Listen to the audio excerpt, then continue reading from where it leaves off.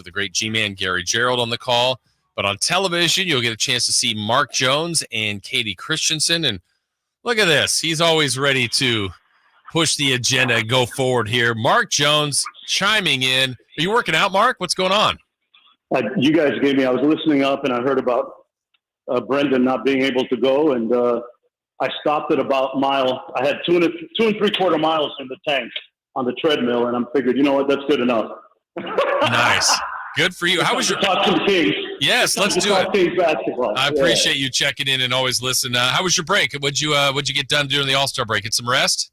Yeah, it was great, guys. I called the Celebrity All-Star game on Friday night, and then flew back to Florida, South Florida, and just spent 4.5 days by the pool and stuck my toes in the sand and had some of those fancy umbrella drinks with some dark rum in it. So it was good. And just made a few phone calls, caught up with a couple people around the league, and it was good. It's always a great time to take a little bit of inventory and decompress at the same time. So we're all ready to go. I'd love some inventory from you on the Kings. Look, I think they're in an okay spot here, Mark. Obviously, they'd like a few more wins under their belt. But look, tonight, you have two similar teams in the Warriors. They're hungry for wins. Kings are hungry for wins. I really think tonight's matchup is there's going to be a lot of good energy and vibes in the building on the importance of tonight's game. It'll be a great test for Sacramento tonight because, I love what Doug said in being able to tune up the defense, because Golden State's going to be a team that tests us, right? Because they're so versatile. They've added Jimmy Butler to the mix. Big key for us tonight is going to be able to guard that Steph Butler inverted pick and roll that they like to run, that they found a little early success with.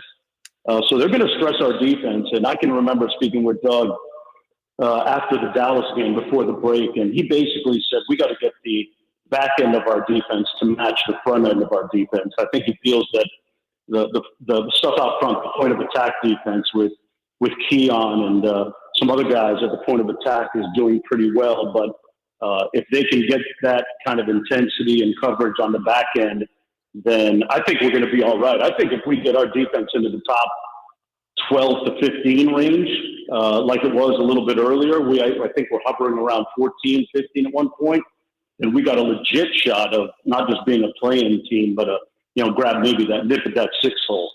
Yeah, and I think that's the push and pull right now that I'm seeing with this team, Mark, that, look, they've got some really good offensive players. I mean, there's no denying what DeRozan can do. I mean, if you're a bucket getter like him and LaVine, but then some of their better bench players, I think, can round out that defense. So getting the minutes for Keegan and LaRavia and Valanciunas while not losing some of that offense, I think is kind of where Doug and the coaching staff are still trying to navigate it. And, more times than not, they've been winning, but they got to find that sweet spot of getting the best of that offense while still finding the best of their defense. Yeah, because if you look, guys, at our recent games, I mean, we're scoring 140, 135 points and not being guaranteed of a victory. Usually you hit 120 and it's a lock to get a win. But, one thing that I really look forward to is the defense improving. I think it will, especially with, JV in there now to add a little bit more rim protection, and the prospect of playing Jonas Valanciunas and Sabonis at the same time and get into some bully ball, right? When the game slows down, you not only have DeRozan, but you can run a little horns action with those two bigs and roll JV to the front of the rim and Sabonis pop out as Monk comes off the screen. Monk hits Sabonis. Sabonis hits JV right in the paint, and we've seen some of that success already. And the next evolution, I think, offensively is going to be you're going to see, I had some conversations with guys on the staff, and Jay Triano is really brilliant. And he and Doug have been able to, I think, collab on developing a little bit more LaVine, DeRozan chemistry. I think that's the next incremental improvement of the offensive end. You might even see some actions that they used with those two in Chicago that were really successful. I'm going to give you the answers to the test here, guys. If you look at the last few games, they've been trying to hit Zach right out of the box, right? The Dallas game, they would have had a lob to Zach for a dunk. Instead, he just caught it for a lay-in on the first play of the game. And the two previous games, they also were looking for him. So, when we get Zach up to a 23, 24 point per game level, defense tightens up, I think the prospects look great for Sacramento moving forward. Yeah, the way Zach LaVine, Mark, was playing for Chicago was at really an elite level, and it hasn't quite happened yet. We saw a little taste in that last game against New Orleans, but I think sometimes people just don't realize how athletic he is. Man, he brings an element this team just doesn't have.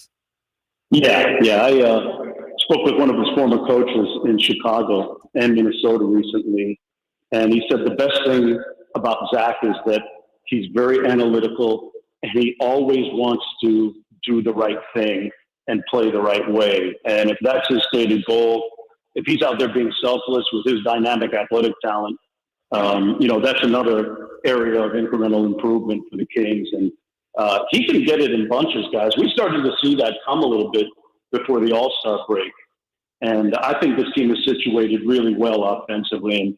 And like I said, with the bench depth that we have now, with the two bigs, it gives us a lot more versatility in being able to bully people as well. Talk with Mark Jones, Kings television voice, also does national work as well. You see Mark everywhere. Mark, how about the thought on the Warriors? You talked a little bit about the challenge of defending Steph and Jimmy Butler and Draymond. But, look, this is a team that Draymond makes the bold statement that, I think we're going to win the championship. Then he says, no, I lied. We are going to win the championship. This is a team that's done that before. I don't know that they've got the makeup, but they've got that confidence and that swagger. I personally like that for them. What do you think about the Warriors tonight and just kind of them going forward? I think they've got another 12-3 run in them, like they were the team that they were to start the season, Jason. I really do. Being a South Florida resident, Miami resident, I watched Jimmy Butler up close for 5 years, twice taking the Heat, literally dragging the Heat by himself to the NBA Finals a couple of times, willing his team to the finals. And, the good thing that makes Jimmy a good fit with that team is that he's not a ball stopper. If you look at Jimmy's career historically, there have been times where he's actually been a little bit too deferential. So that makes him a good fit in terms of pass, cut, move. I think if you look at the analytics, you'll see that a lot of his baskets come on cuts to the basket and off of screens. And, he can get some good rim runs from time to time. They're going to be a really tough out for somebody. And tonight's going to be a great test for us in being able to, play in a style defensively that can slow them down a little bit. Mark, I'm going to ask you something that I don't know if we'll ever see, but I still picture it someday happening. We've got a guy in Draymond that plays with more passion and energy and attitude than anybody out there. And Keegan, who is the opposite. Do you think there's ever a situation where Draymond could actually get under the skin, if it's possible, of Keegan Murray? Wow, what a scenario. Holy cow, Jason. I never thought about that. Yeah. No. Right? Isn't it impossible? No. Keegan's lips ain't moving for nobody, man. He's not smiling for anybody. I know. It's crazy. Or frowning or getting pissed off. I don't see it. Although if there's one guy that can do it, it's Draymond, whether it be, a chest stomp or an elbow or something trying to frustrate him. But, I don't see it. Keegan is, as long as he listens to his Rod Wave music before games, nothing bothers that young man. He's amazing. Yeah, I do want to ask you, because I know you're all around the league and so many different people. Just look, first and foremost, I'm worried about Victor Wembanyama, the person. I hope everything goes just fine there. But boy, that was scary news yesterday. Just your overall thought on that and really the outlook for him going forward. Yeah, the first thing was you hope that he's going to be fine in the long run. And I think that people forget that basketball players are such outliers, right? And these blood clot conditions, a lot of times tend to happen in tall people, to make the generalization. It happened to Brandon Ingram. I saw it happen to Chris Bosh. It costed him his career. Ingram actually came back from it back in 2019. So, and there have been some other guys, Asar Thompson with Detroit. I pray that he's going to be okay, that, that there's a great prescription or balance of medicines that can keep it at bay, because from what I know, blood thinners, which are used in being able to take care of blood clotting, that and sports are not a good mix.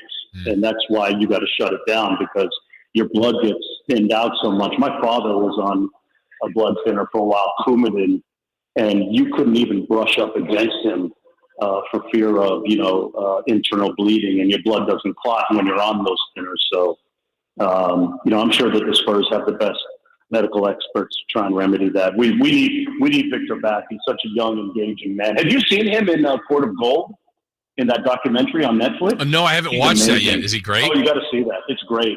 It's fantastic.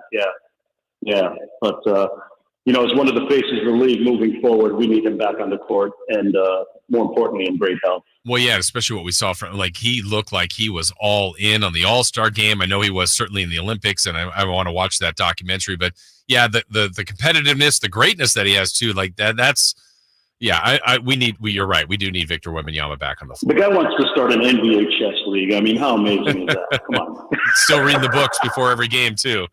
My goodness. I know. Well, Mark, we appreciate you hopping on. Enjoy the rest of the workout if you can finish that up, and certainly we'll see you out at the arena tonight. I'll see you at the gym tonight, guys. Take care. There you go. Thank you very much. Great work. Yeah, thank you. That is Mark Jones checking in. That was awesome of him. He was listening on the show. We appreciate that. And he's like, look, Brendan's not there. I got you. And I appreciate that. That's really very cool of him. I don't know what's cooler, Mark Jones calling in or Mark Jones listening to us. Both. I just thought that was awesome. That was great. And I've always appreciated Mark. Keep up the great work. He'll be on the call tonight. We'll see him out there. And he's right. Look, I think both teams still have a chance to really find their groove. The Warriors showed that they could do it. The Kings had that best stretch right after Doug Christie was introduced. They lost the first game, then won, 7 in a row, and really showed their ability. So that's what they're trying to find, that competitiveness, that they're the best version of themselves, and to do it as consistently as possible. Again, our thanks to our guest, Mark Jones there. We will break here. When we come back, we still have 2 segments to go.